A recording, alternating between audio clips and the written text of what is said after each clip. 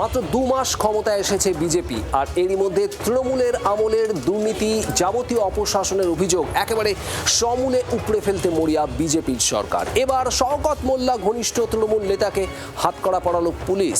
2023 সালের পুরনো মামলা, অশান্তি পাকানোর অভিযোগ, সেই মামলায় বহরমপুর থেকে গ্রেপ্তার করা হলো এই শওকত মোল্লা ঘনিষ্ঠকে।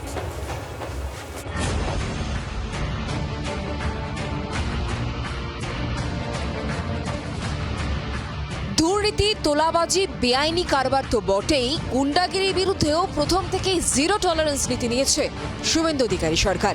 খুলছে অপরাধের ধুলো জমা ফাইল, পালে পালে শ্রীঘরে ঢুকছেন তৃণমূলের নেতারা। এবার সেই তালিকায় ঝুলল শওকত ঘনিষ্ঠের নাম। খায়রুল ইসলাম, ভাঙ্গর 2 নম্বর ব্লকের তৃণমূলের বনভূমি কর্মাধ্যক্ষ। অভিযোগ, 2023 সালে পঞ্চায়েত নির্বাচনে অশান্তির ঘটনায় নাম জড়ায় খায়রুলের। গুলিবিদ্ধ হন ভাঙড়ের কচুয়া এলাকার বাসিন্দা ইসমাইল পাহাড়ি। সেই অভিযোগের ভিত্তিতেই গ্রেফতার তৃণমূল নেতা খায়রুল ইসলাম। কয়েকদিন আগেই তাকে লক্ষ্য করে ডিম ছড়ে ক্ষুব্ধ জনতা, চলে মারধর। মারা হচ্ছে সরাসরি পাকাবল বাজারে ডিম ছুড়ে মারা হচ্ছে। সারা জায়গা করে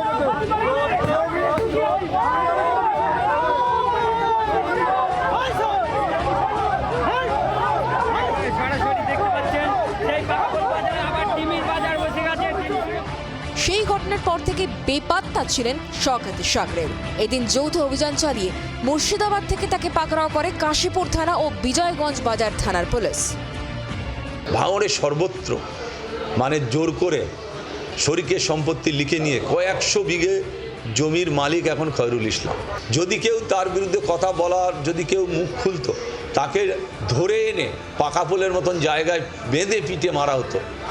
দাপুটে তৃণমূল নেতার গ্রেফতারিতে বেজায় খুশি আইএসএফ। এলাকায় মিষ্টি বিলি করে নওশাদ সিদ্দিকীর দল। প্রসেনজিৎ সর্দারের রিপোর্ট, জি 24 ঘন্টা।